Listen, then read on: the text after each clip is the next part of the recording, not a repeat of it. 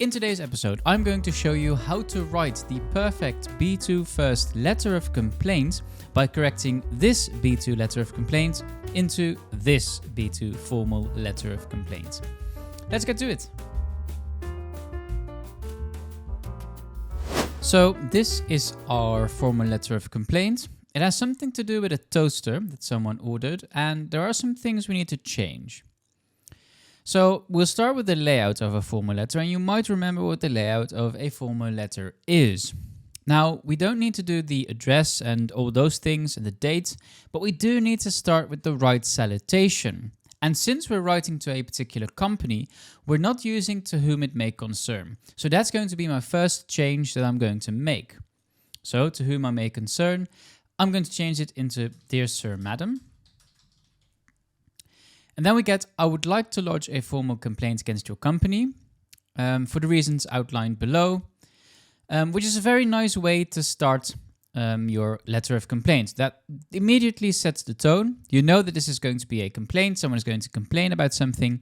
And I think this is quite a good way to start.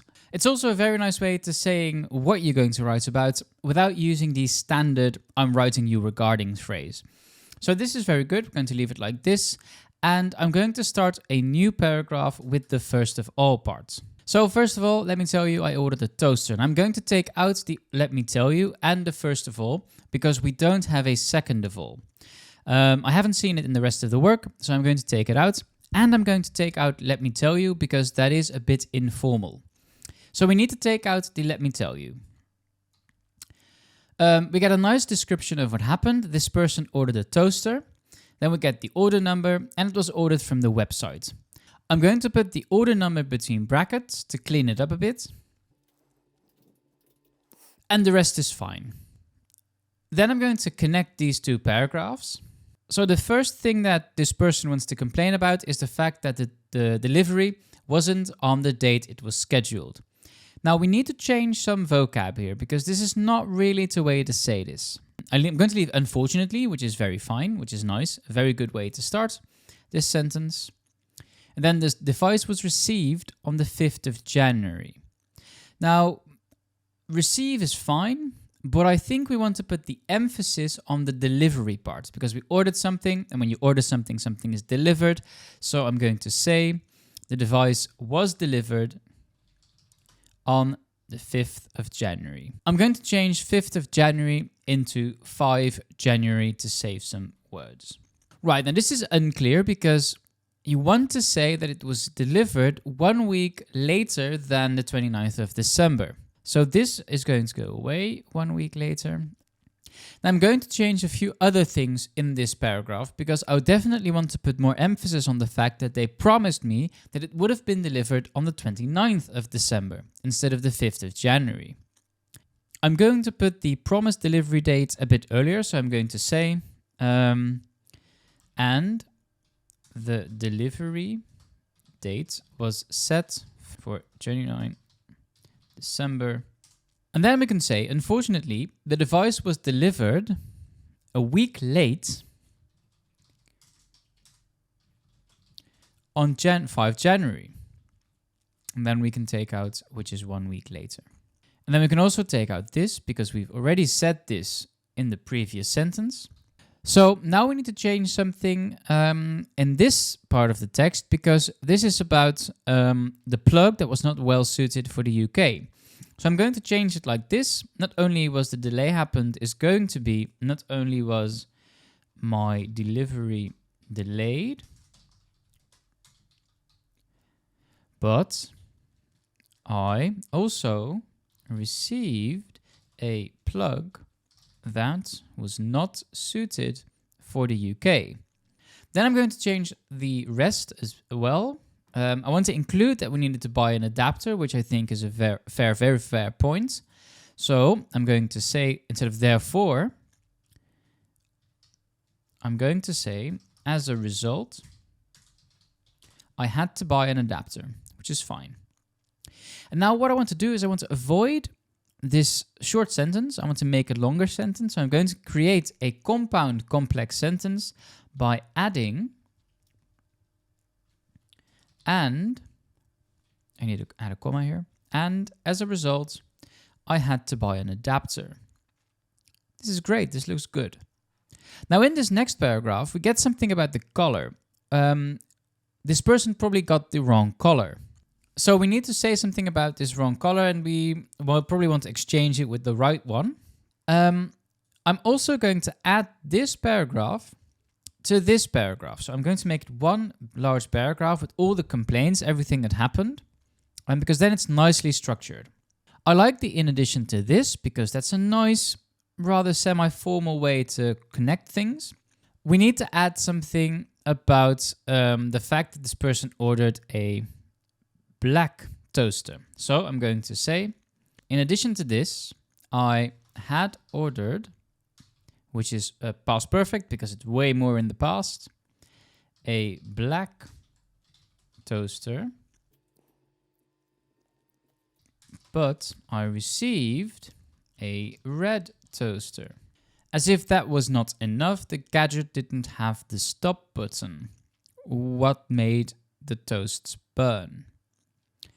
Okay, which is a very fair point. If you advertise that it has a stop button, then you expect to have a stop button. So we need to definitely say something about that.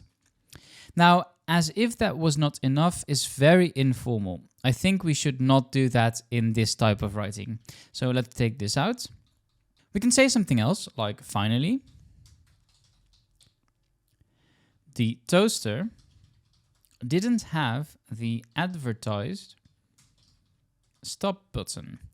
Now, why I added the word advertised is because I wanted to put emphasis on the fact that they told me that it was going to have this stop button. It's probably on the page of the where I ordered the toaster, but then it didn't appear. It didn't have this stop button.